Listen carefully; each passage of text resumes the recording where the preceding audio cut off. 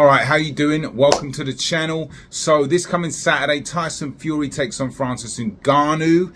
I've looked at Ngannou a little bit. There's an open workout. I've looked at a couple of his fights. There's a couple of things that he does that are going to work in Tyson Fury's favor. And perhaps, let's just see if he can clean these up. But he's going to need to do these things in particular to have a chance of beating the Gypsy King. Boxing. Okay, shout out to all the subscribers locked in. Thank you so much for tuning in again. Welcome along anybody new. So the thumbnail says Francis Ngannou can't afford to do this. What do I mean by this? Well, I'm going to talk about that in a second. We're going to get into some footage. I'm going to explain from a punch technique point of view what tells Ngannou's doing. Okay, punch tells, meaning what, what does he do before he punches. We're going to talk about his footwork and his IQ a little bit. These are all things that will help Fury diffuse the Predator. Is that his name? I haven't really seen much of Ngannou, so I've been watching a little bit of footage. Obviously the open workout was from a couple of days ago, so we're going to dissect all of that. But for now, let's get into it. All right, so this workout was from a few days ago. I think there's been a couple of open workouts, but I think this was from a couple of days ago. Now, there's a lot of people saying there's a lot of context involved with me critiquing this. One, it's an open workout, and you're not supposed to give everything away. You know, most fighters aren't going to go out there. In fact, practically all fighters aren't going to go out there and show them exactly what they can do. You want to, some people say that he's playing possum and tricking Tyson Fury. Perhaps he is. I haven't been watching loads of Ngannou, but that's important to know that when I'm critiquing it, there are some things that happen in this that he might not do in the real fight. But I'm also going to pull up a live fight footage. But one thing that stuck out to me, right?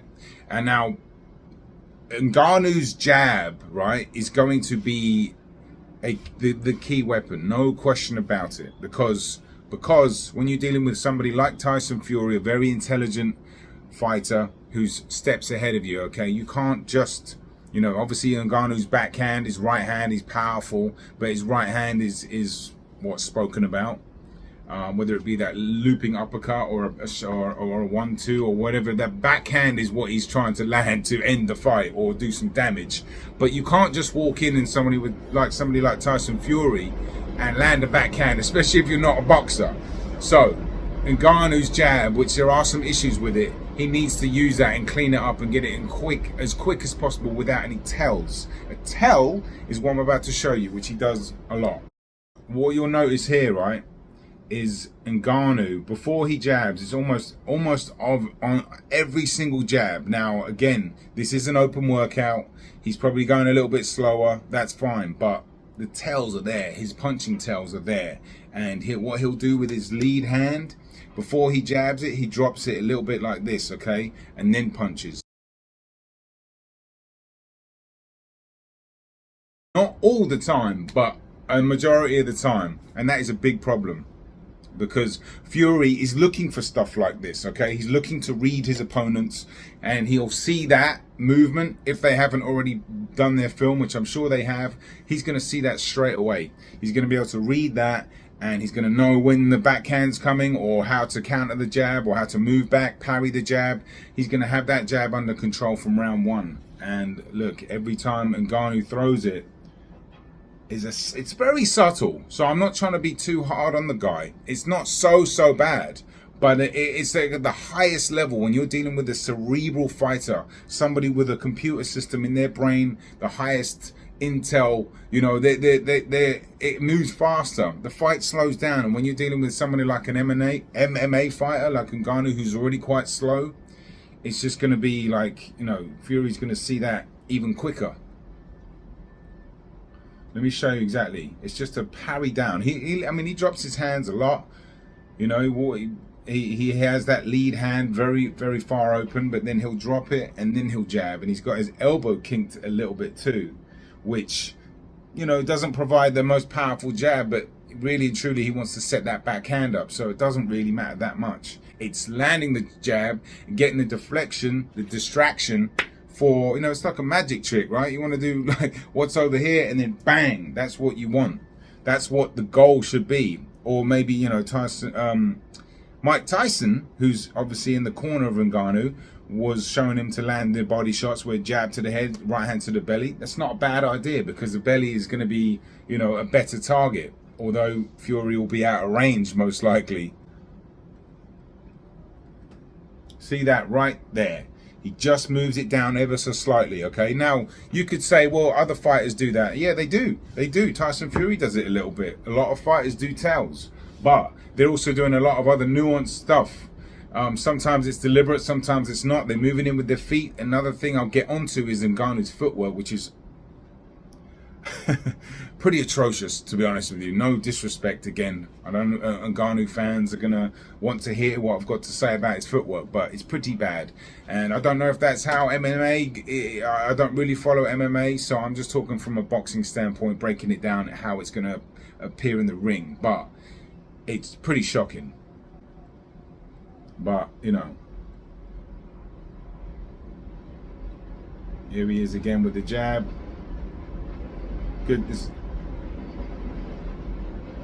Doesn't do it all the time. No, he doesn't do it all the time, but it's a consistent tell. Just a slight flick down and that. So how on earth he's going to land this backhand, I do not know. I'm also going to get onto his intelligence in a real fight, and I'll show you some clips from that. So his jab, essentially, what you should really do is a boxing jab, right? You got to do this and just shoot it straight like that, without any tells, without any movement, just bat, okay? No movement, don't bring it down. And what Ngannou does quite often is before it goes forward, it goes down. You got to go forward, you know, before you go down. So he'll cock it down a little bit, then he'll pop it. So not only are you telling your opponent that you're about to punch, you're actually losing a bit more ability to have maximum power. So it's got some issues with it. And this is also without, you know, using his feet. When you add footwork into movement of jabbing, then it becomes even more difficult. And Fury's going to be moving around him. It's going to be such a one-sided beatdown. Fury's just going to jab his head off and probably stop him in the mid rounds, to be honest with you. When Ngannou gasses, Fury starts playing with him from round 2 or 3 onwards. Once he gets the range and he starts to understand how easy it is, he's just going to pick him apart. Pick him apart. See that? Flick.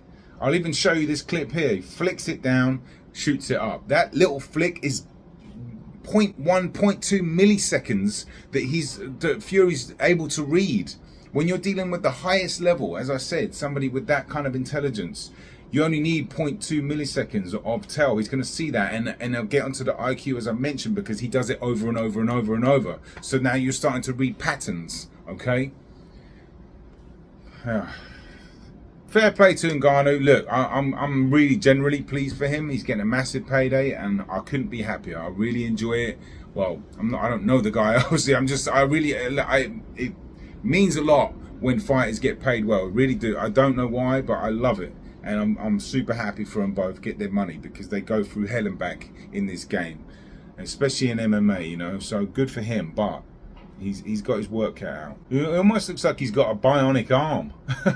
You know, it's a very robotic jab, and it doesn't turn his punches over either. Flick, see the jab. Yeah, that works if you're just flicking that to deflect. You know, you want to just blind your opponent. All right, you could throw the jab out like that, but then he's got to step in with his feet, which is the issue. Right, now let's look at this fight that he was in. Okay, that was an open workout. Take what you want from it. It could be different in the real fight. He could have just been slowing down. You know, I'm sure he's a lot quicker, and maybe the punching tail isn't there. I hope for his sake it's not. But let's look at this fight with Miocic. So look, there's a moment here where I will talk about his IQ before his footwork, right? And IQ is, you know, Tyson Fury is one of the smartest fighters. Now, boxing IQ, it can mean a lot of different things, right? But again, you're gauging, you know, when you're trying to attack somebody like Fury, you have to get a bit creative, all right? And there's a little episode here where Ngannou just doesn't seem to have any creativity or any, and he has the same patterns again, right here, okay? He's fighting Miocic, and he's about to jab him, right? And he's just standing in front of him, jabs him, misses, okay? Miocic slips it, tries to counter, does counter, okay? That's even worse, because in a minute he's going to do the same thing, right? So Ngannou just comes right back in. Instead of another jab, Miocic misses that, or just grazes it, leans back, but he's at no point is he trying to offer a slightly different angle or different range, no jab to the body, and maybe that's not a thing in MMA, I don't know. But in boxing, he's going to need to variate that jab a little bit, whether it be the speed, whether it be the angles, whether it be the intensity, the velocity. You know, you can't just be throwing the same jab every time like that. Okay? Misses the jab there, misses it again, misses with the right hand because his feet aren't connected because he's got poor footwork. And now watch what happens here. This is Miocic being a little smarter too. And I'm not saying Fury can do this. He's not one for slipping and countering, but watch here. He knows the jab's coming because he can read it. It's the pattern. Jab, look, he's trying to jab again there, right? Jab comes in again, and here we go. Then jab, bang. So Miocic was reading them the whole time because Ngannou was just on this one-track mind of landing that jab or maybe that 1-2. And that is going to be the death of his game plan. For want of a better word, when you don't have any other creativity and you're just trying to land a jab, and Tyson Fury can outmaneuver you, and then he's going to be coming back with his own jabs. Ngannou's going to have a nightmare trying to get hold of this guy. So that's the IQ part. Just a small sample, you know. I haven't watched loads of Ngannou. If there are any fans right there, let me know. Be respectful in the comments and point a fight out to me where he did have IQ, where his jab was good, and I'll be willing to look at it. But let's look at his footwork because it is really bad. All right, what he does here. I mean, look, strolling around an MMA ring when you're that strong is probably fine. Okay, he's posing the threat, so it's not such a big deal. But what he does a lot of the times right here is cross walking, and these are bad habits. Cross walking is when your back leg comes behind your front leg, okay? If you're dealing with someone like Fury and then you see that, that's a moment where he can attack because your feet aren't particularly under you. And his feet come close together too. So if he does, and these are bad habits that he might bring into the boxing ring, is all I'm saying. Cross walking, having his feet too close together, not connecting them with his hands, being a bit nonchalant. See right there, he doesn't even, it's a subconscious thing that he's actually doing. See how close his feet are right there, yeah? But Fury's going to be so far away from him. And then when he comes rushing in, his feet are wide, then they're short together, then they're wide, then he cross steps.